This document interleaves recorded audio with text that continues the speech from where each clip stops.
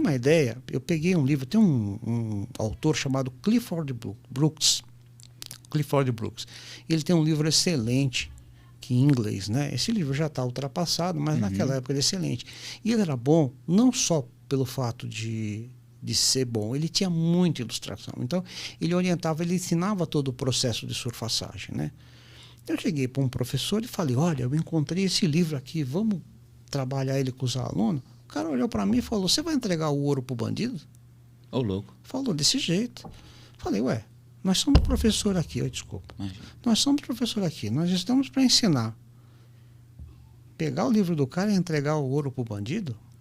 Era assim, você também, na época que eu entrei, foi uma coisa assim, foi na raça, sofrendo, errando muito. Eu tenho até dó dos meus alunos no começo. Né? Eu imagino. Entendeu? Porque era sofrendo muito, você fazia as contas lá, você olhava, aí você falava, meu, tá faltando alguma coisa aqui. Então foi todo um processo. Né? E que se formos ver recente, né? 20 Sim, anos para cá. Tem. Eram piores, então, esses processos. Sim, eram muito complicados. Existiam profissionais que eram tecnicamente muito bons, né? Mas, na realidade, eles eram muito bons na prática. Né? E eles eram muito bons... nas manhas. Nas manhas, exatamente. Tinha um monte de manha para corrigir a lente. Mas né? você perguntar o porquê, ninguém sabia explicar. Não sabia explicar. Muitos deles não sabiam explicar, né? Entendeu? Faz desse jeito, faz que dá certo. Era muito comum naquela época, por exemplo, você via dono de laboratório, porque os laboratórios eram pequenos. Então, a rotina do cara, sábado de tarde, era de ficar fazendo teste no laboratório.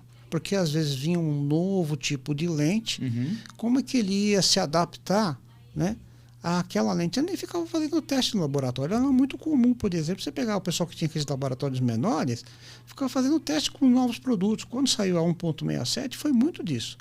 Porque a 1.67 tinha um problema.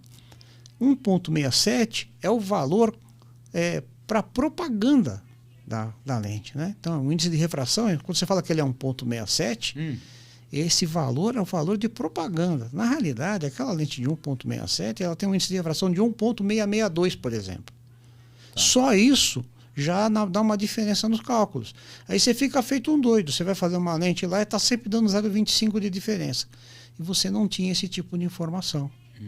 Então começava a criar aquelas manhas, né? Por exemplo, essa lente, eu calculei essa curva como 1,12, mas joga 0,12 a mais, porque aí a dioptria vai bater.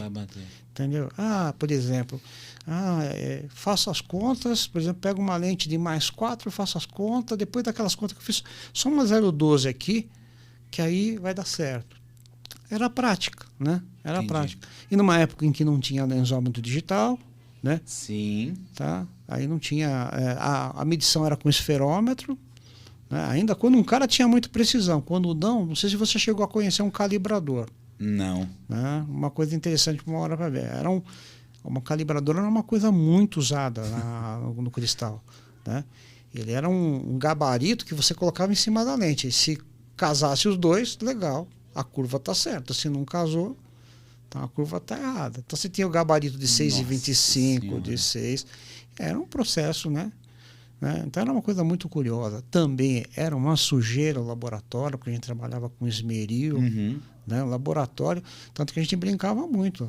Até hoje tem esse hábito no Senac, mas a gente brincava muito. O cara tinha que ter 2 aventais. Com certeza. Porque quando acabava a surfaçagem, o avental do cara estava um lixo. Era um lixo lá, porque você trabalhava com óleo, era graxa, era esmeril, muita água.